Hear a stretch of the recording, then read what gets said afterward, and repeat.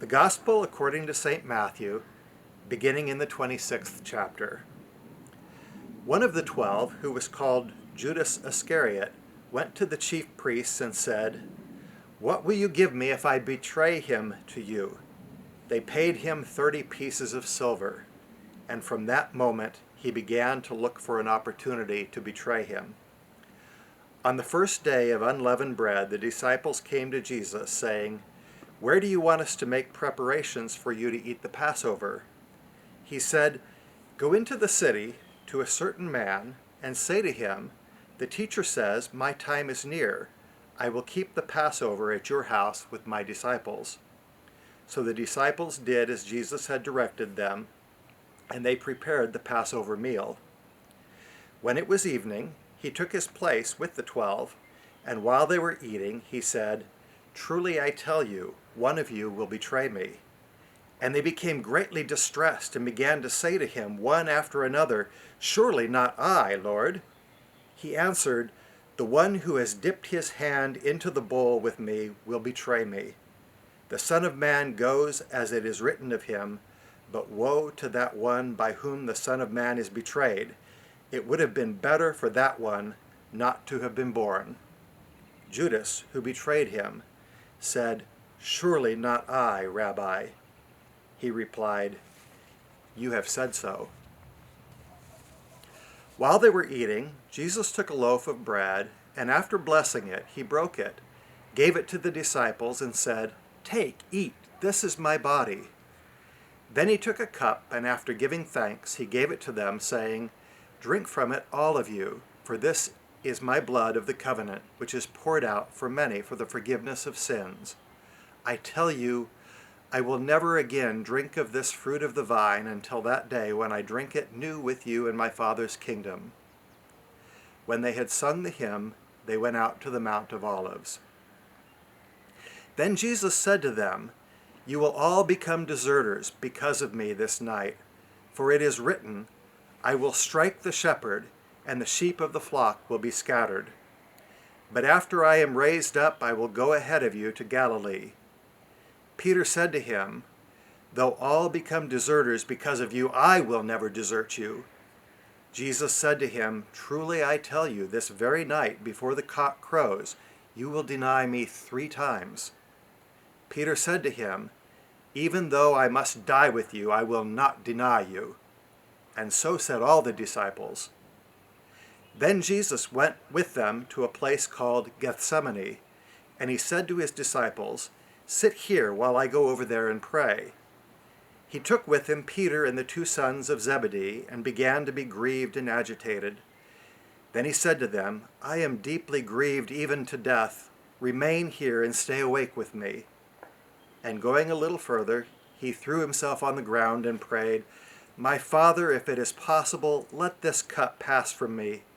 Yet not what I want, but what you want." Then he came to the disciples and found them sleeping, and he said to Peter, "So could you not stay awake with me 1 hour? Stay awake and pray that you may not come into the time of trial. The spirit indeed is willing, but the flesh is weak." Again he went away for the 2nd time and prayed, "My Father, if this cannot pass unless I drink it, your will be done." Again he came and found them sleeping, for their eyes were heavy. So leaving them again, he went away and prayed for the 3rd time, saying the same words. Then he came to the disciples and said to them, "Are you still sleeping and taking your rest? See, the hour is at hand, and the Son of Man is betrayed into the hands of sinners. Get up, let us be going. See, my betrayer is at hand." While he was still speaking, Judas, one of the 12, arrived. With him was a large crowd with swords and clubs from the chief priests and the elders of the people. Now the betrayer had given them a sign, saying, "The one I will kiss is the man. Arrest him."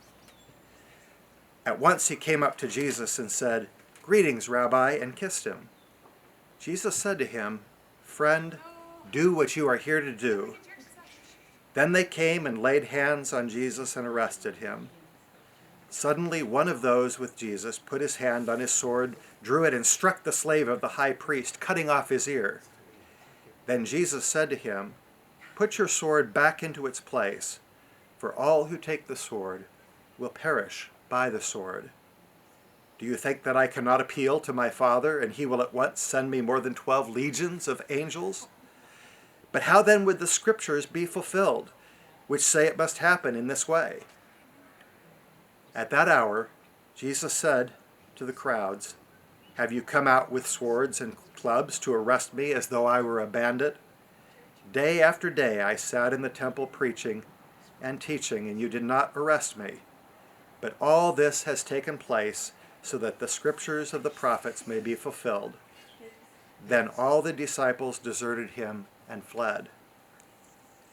Those who had arrested Jesus took him to Caiaphas the high priest, in whose house the scribes and the elders had gathered. But Peter was following him at a distance, as far as the courtyard of the high priest. And going inside, he sat with the guards in order to see how this would end.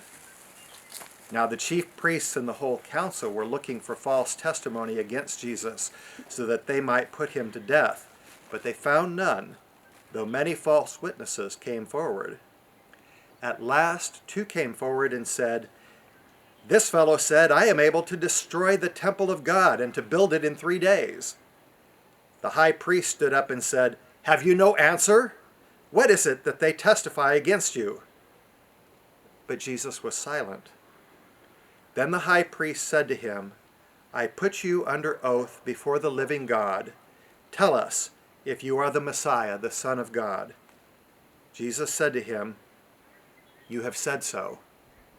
But I tell you, from now on you will see the Son of Man seated at the right hand of power and coming on the clouds of heaven.' Then the high priest tore his clothes and said, 'He has blasphemed! Why do we still need witnesses? You have now heard his blasphemy. What is your verdict?' They answered, 'He deserves death.' Then they spat in his face and struck him, and some slapped him, saying, 'Prophesy to us, you Messiah. Who is it that struck you?' Now Peter was sitting outside in the courtyard.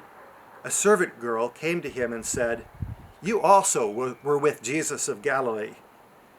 But he denied it before all of them, saying, 'I do not know what you are talking about.'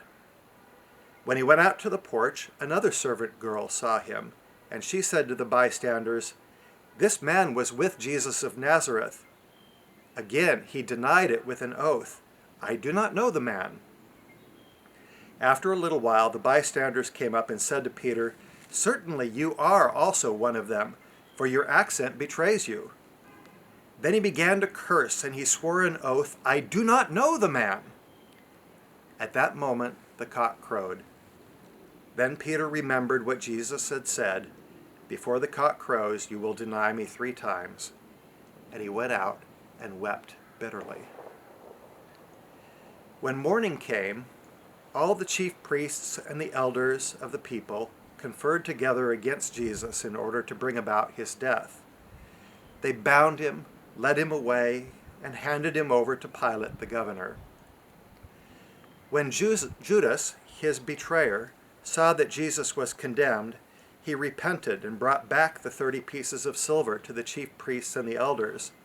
He said, 'I have sinned by betraying innocent blood.' But they said, 'What is that to us? See to it yourself.' Throwing down the pieces of silver in the temple, he departed, and he went and hanged himself. But the chief priests, taking the pieces of silver, said, 'It is not lawful to put them into the treasury, since they are blood money.' After conferring together, they used them to buy the potter's field as a place to bury foreigners.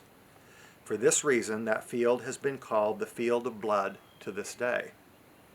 Then was fulfilled what had been spoken through the prophet Jeremiah, and they took the 30 pieces of silver, the price of the one on whom a price had been set, on whom some of the people of Israel had set a price, and they gave them for the potter's field, as the Lord commanded me."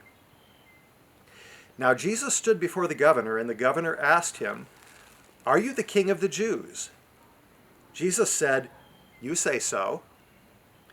But when he was accused by the chief priests and elders, he did not answer. Then Pilate said to him, "Do you not hear how many accusations they make against you?"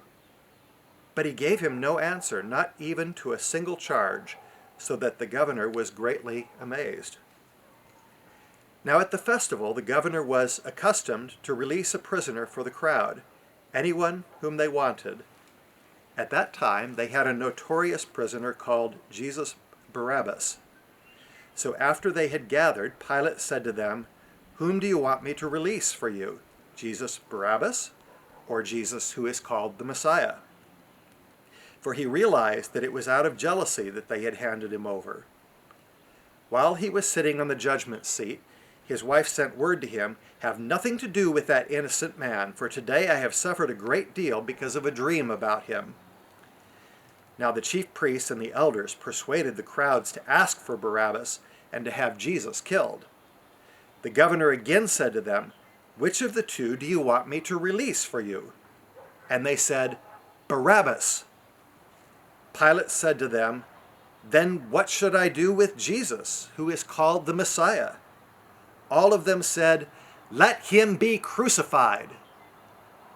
Then he asked, "Why? What evil has he done?" But they shouted all the more, "Let him be crucified." So when Pilate saw that he could do nothing, but rather that a riot was beginning, he took some water and washed his hands before the crowd, saying, "I am innocent of this man's blood. See to it yourselves." Then the people as a whole answered, "His blood be on us and on our children." So he released Barabbas for them, and after flogging Jesus, he handed him over to be crucified. Then the soldiers of the governor took Jesus into the governor's headquarters, and they gathered the whole cohort around him. They stripped him and put a scarlet robe on him, and after twisting some thorns into a crown, they put it on his head. They put a reed in his right hand and knelt before him and mocked him, saying, "Hail, King of the Jews!" They spat on him and took the reed and struck him on the head.